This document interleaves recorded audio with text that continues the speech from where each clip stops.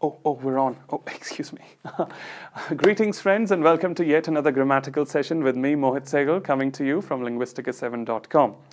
And today we had lined up for you some very important grammatical basics, which will surely do you a whole lot of good. So, hang on. Which will do you or which did you? We had lined up or we have lined up. I'm just playing. So I'm sure by now you've realized that today we are discussing auxiliary verbs, all your do, does, did, have, has, and had. Now, although very simple on the surface, yet it's very unfortunate to observe that there are people out there who work very hard on their English grammar, yet these tricky helping verbs, and by the way, I don't know who named them that, helping verbs, because they barely seem to help. So these helping verbs tend to give those people away. So today, with the help of a very simple flowchart, I'll try my best to simplify these concepts for you. But before getting into the details, it is absolutely necessary to discuss some basic preliminary concepts, which will be very handy and very useful during the explanation. So let's get on and let's begin with those basics first.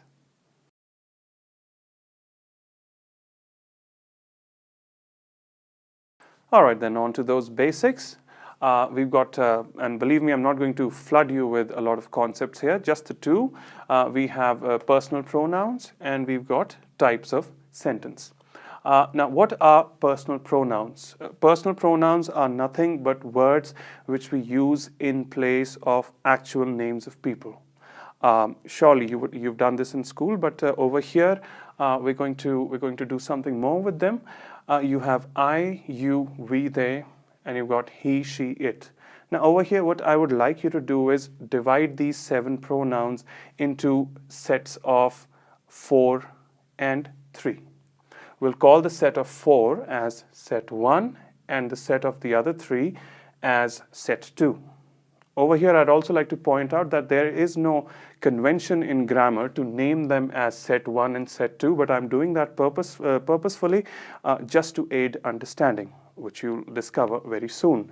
So, and the reason behind this grouping is that I, you, we, they, and he, she, it, 95% of the times, the grammatical rules which apply to I, you, we, they are one, while the rules which apply to he, she, it are another. So whatever works for I also works for you, we, and they. Whereas what works for he also works for she as well as for it. But again, I emphasize that 95%. Please don't take it as a rule of thumb because the rules tend to differ in past tense when it comes to past tense, but that's a discussion for another time. For now, if you're learning side by side, I would also urge you to take these down on a piece of paper because that's going to help you very soon. So once again, set 1 is I, you, we, they, and set 2 is he, she, it. That's the first concept, which is personal pronoun, basically dividing them into 2 sets of 4 and 3. First one named as set 1 and the other one named as set 2. Now, we move to the second concept where I'm going to discuss with you the types of sentence. Now, folks, essentially in spoken language, there are mainly 3 types of sentence. You've got the positive, the negative, and the interrogative. Now, what is the positive? Positive sentence is such where the statement is true. For instance, I read and she has a book. So, does the person read? Yes, he reads. So, that's true. Whereas, does she have a book? Yes, she does have a book. So, that's also true. So, all the true statements are named positive sentences. I read and she has a book. Coming to negative, which is the reverse of the positive, you got I don't read and she doesn't have a book. There you go. This is just the opposite of what we did in the positive. So in the negative sentence, the statements basically are not true. And coming to the interrogative, in the interrogatives are basically all your questions where you test the validity or the truth of the statement, whether something is true or not, or basically is the answer yes or no. So you got questions like, do I read?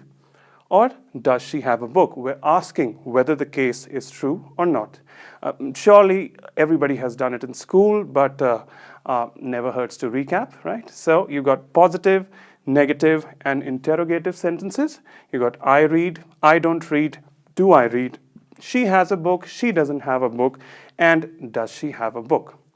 That's all there is in the preliminary concepts. First one being personal pronouns, and second one being types of sentence. Now it is my job to explain to you why the don't, the do, the doesn't, and the has and have landed where they did. So for that, let's move on to the next section.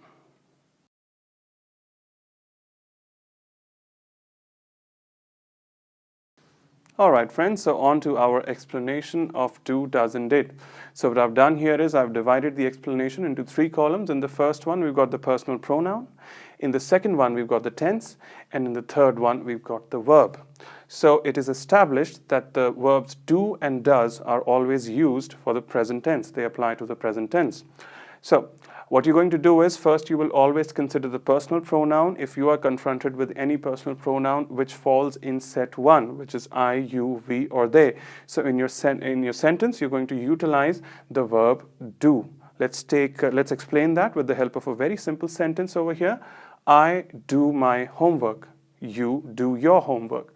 We do our homework, and they do their homework. You see, I, you, we, they used do.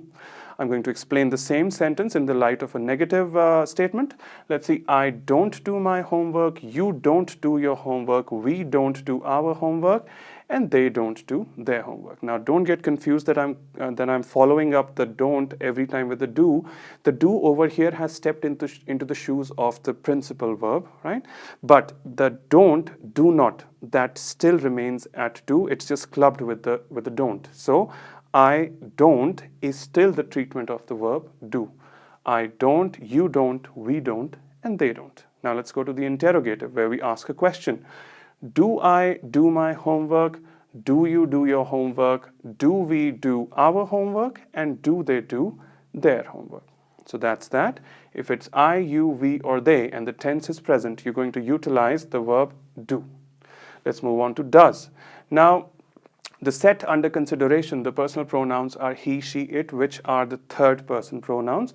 So what happens in English grammar is that whenever we are discussing a verb in the light of a third person, the verb generally receives an S at the end, which is very common, like I eat, but he eats. So eat got an S at the end. But when the verb ends with O, then the rule differs slightly. Instead of just adding the S, we add ES, which is why in English you have the verb go.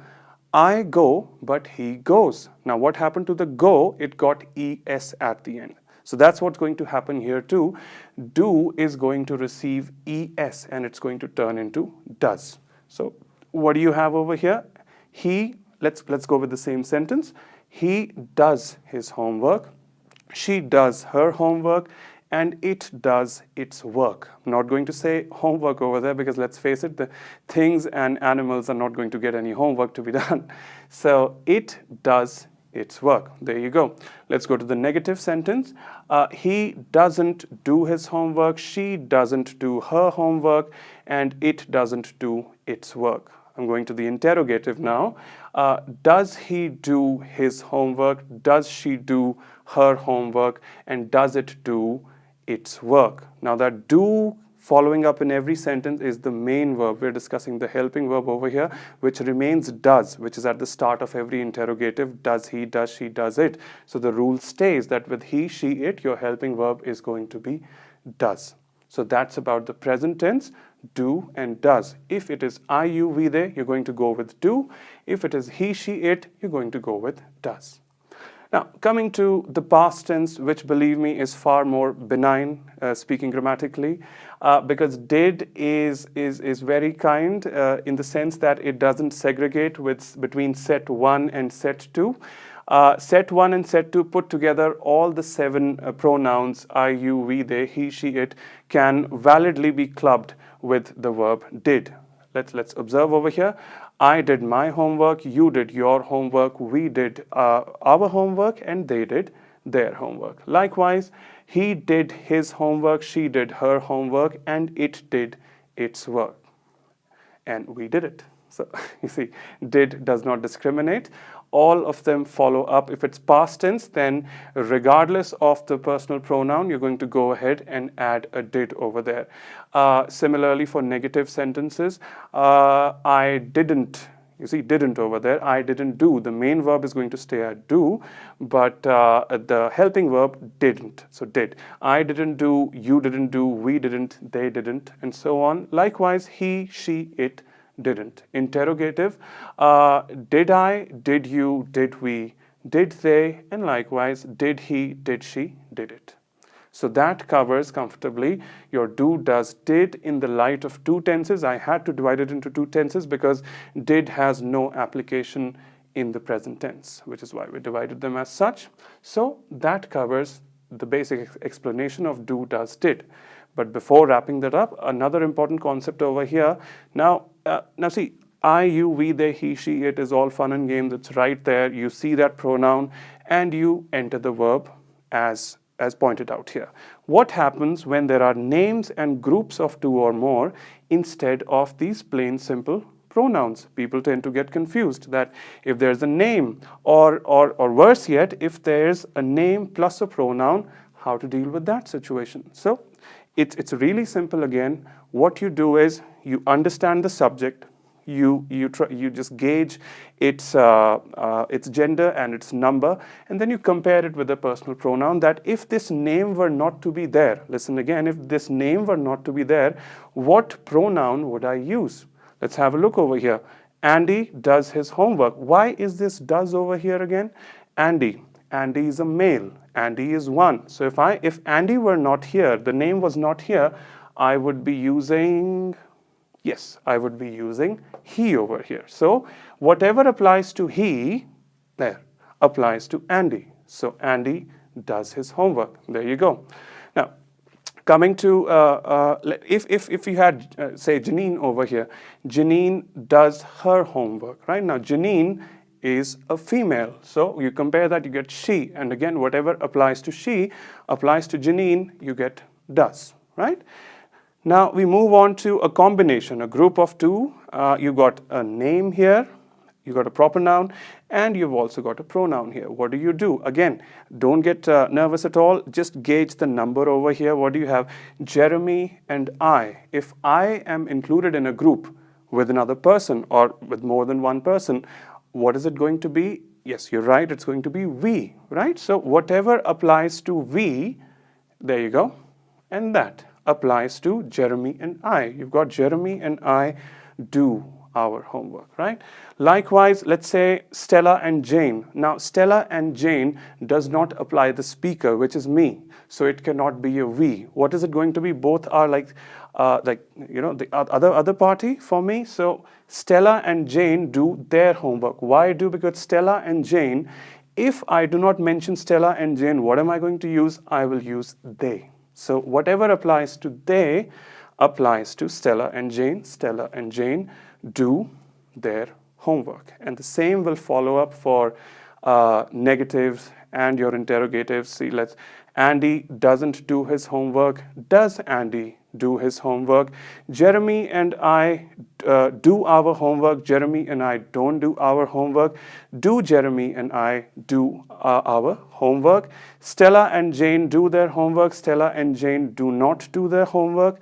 And do Stella and Jane do their homework? There you have it, folks. That's the explanation of do, does, and did with the help of a very simple chart. I hope this has helped.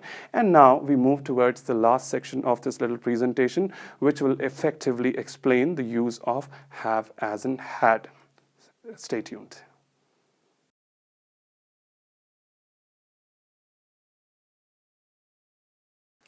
All right, then, so here we are at have, has, and had. Now, just like the do, does, and did, have and has is also slightly tricky when it comes to the present tense, but very simple when we talk about the past. So first, I'm going to demystify the present have and has. So what you have over here is a flowchart. Now, I assure you that you needn't get intimidated of this. I'm not going to start an IT lecture, or I'm not even going to explain a complicated business process. Trust me, when I explain head to toe, you're going to find this extremely easy. It's just like a piece of cake, really. So let's enjoy the yummy taste. Let's go then. So if you are confused whether to insert a have in a sentence or a has, because we're dealing with the present tense over here, what do? Let's observe the steps. So we start here. First thing that you're going to do is, friends, you're going to check the personal pronoun. All right, you check the personal pronoun. What is the subject? What is the pronoun? Is the personal pronoun from set 1, which is from whether it's I, you, we, or they, right? And if you find, yes, that is the case, it's very simple. Go ahead, in the present tense, use have. Observe with the help of a very simple sentence here. I have a car. You have a car. We have a car. And they have a car. Finish. You have your sentence with have. You checked if the personal pronoun was from set 1, I, you, we, they. Go ahead and use have. The same is true for the negative sentences. I don't have a car. You don't have a car. We don't have a car. They don't have a car. Works in the same way for the interrogative too. Let's see. Do I have a car? Do, because you remember we use do with I, you, we, and they. So once again, do I have a car? Do you have a car? Do we have a car? And do they have a car? Finish. There you go. One section of the flowchart covered already. Now, the trick is when it comes to the second set, which is he, she, it. There's an additional step which needs to be taken care of. Let's observe presently. So, once again, check the personal pronoun. You found that it is not from I, you, we, they. Rather, it's from the second set, which is he, she, it. What do? You perform an additional check over here, which is you need to check the type of sentence. We have discussed there are 3 types of sentences. You've got positive, negative, and interrogative.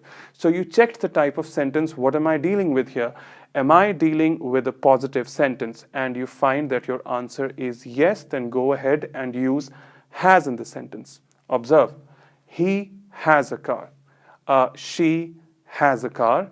It has a car. And that's that. However, let's go back a step, check the type of sentence, and you find that is the sentence positive? No, which means it's either negative or it's interrogative. What are you going to do?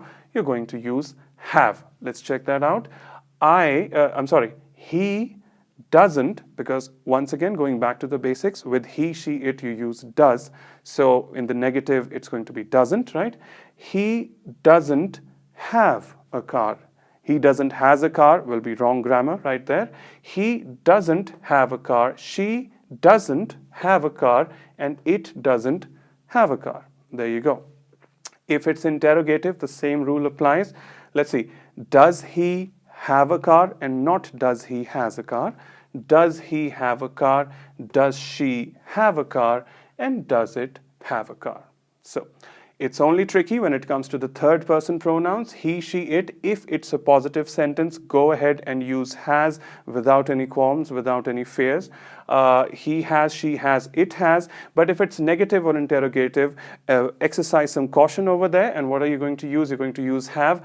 He doesn't have, she doesn't have, it doesn't have. Interrogative, does he have, does she have, and does it have? That's that. That was the coverage on have and has in the present tense. And now, in just about a minute, I'm going to wrap up and explain to you in the upcoming section the use of had, which is again very simple, just like the concept of did. So let's go to that.